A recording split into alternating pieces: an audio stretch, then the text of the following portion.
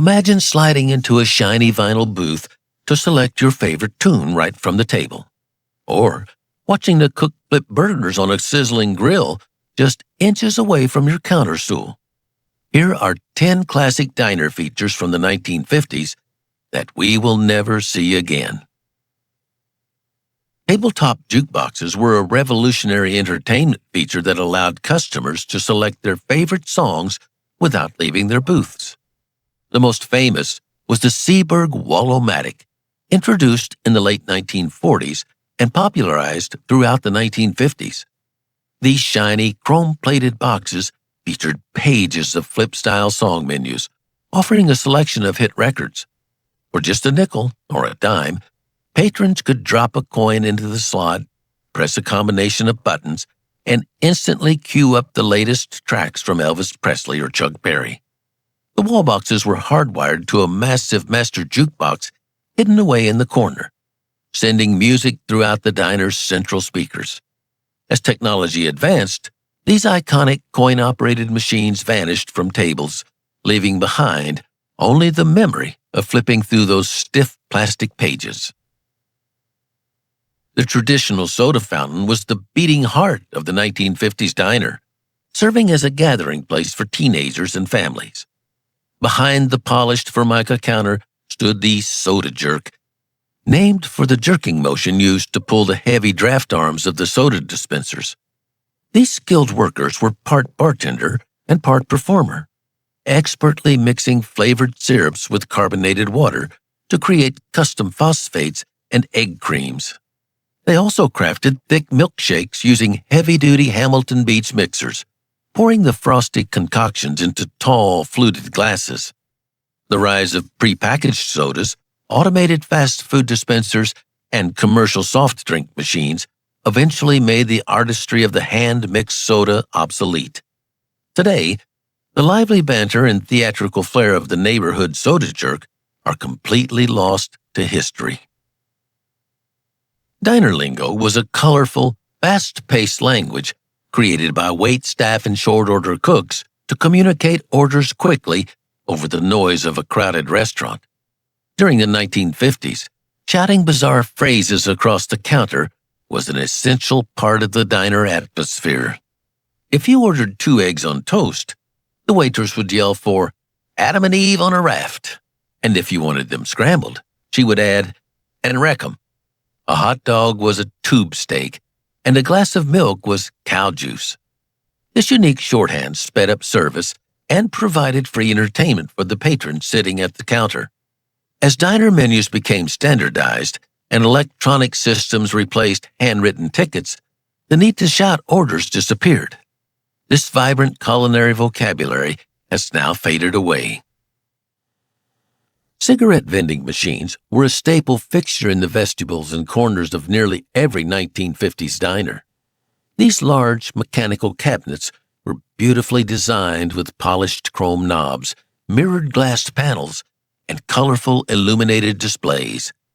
For a quarter or a few dimes, customers would pull a heavy metal plunger and a pack of unfiltered cigarettes would drop into the dispensing tray.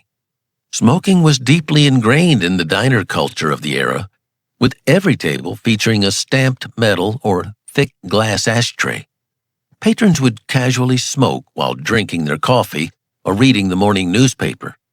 Due to strict public health regulations, indoor smoking bans, and modern age verification laws, these pull-knob vending machines were outlawed. The days of buying a pack of smokes next to the diner cash register are permanently in the past.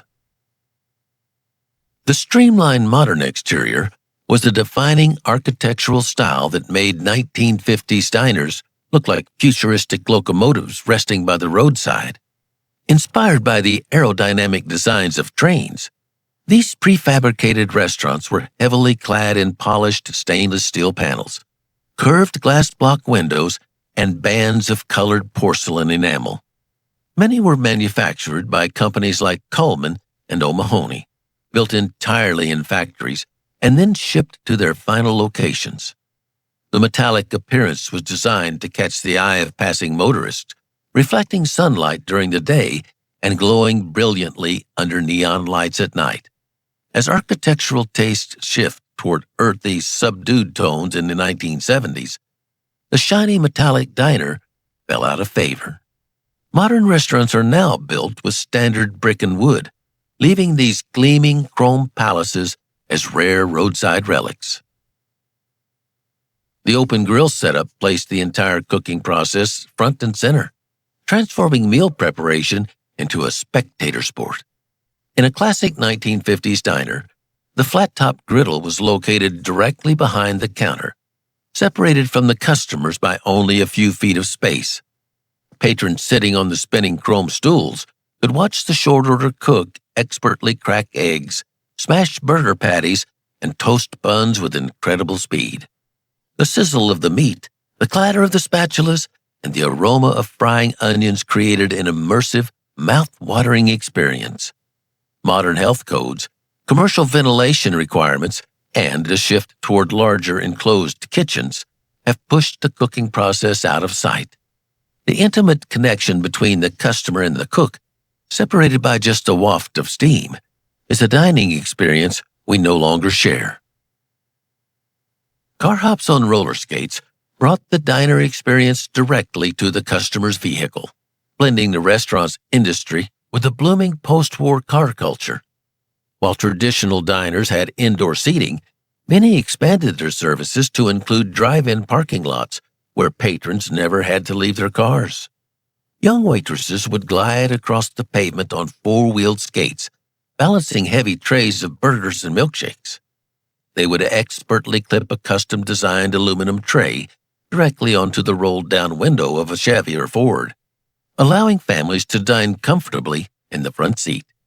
This service required incredible balance and speed, often resulting in generous tips for the fastest skaters. The invention of the modern drive-through window and the intercom ordering system eventually made the roller skating car hop obsolete, trading this charming service for sheer convenience. Elaborate neon clocks were a mesmerizing focal point mounted high above the entrance or prominently displayed behind the counter of a 1950s diner. These massive, glowing timepieces were much more than just functional instruments.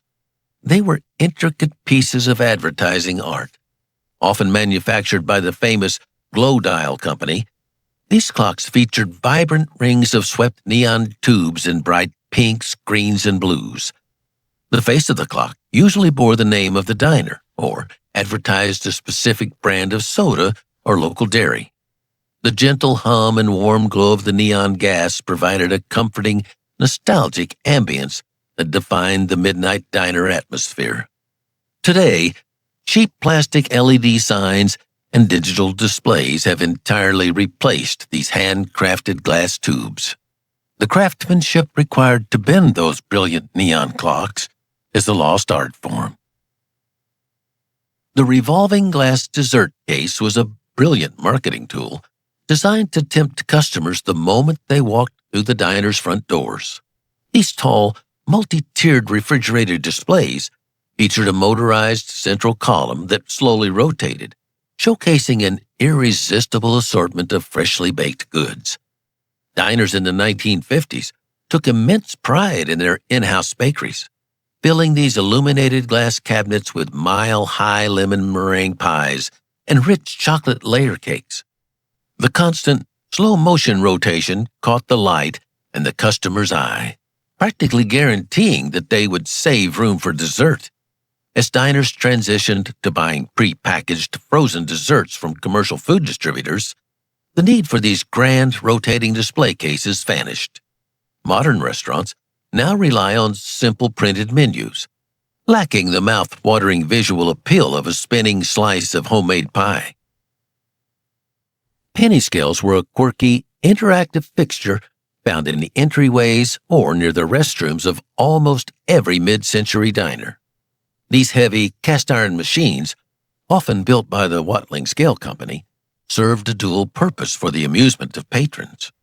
For a single penny, a customer could step onto the platform to check their exact weight, which was a novelty when bathroom scales were not yet common in every household.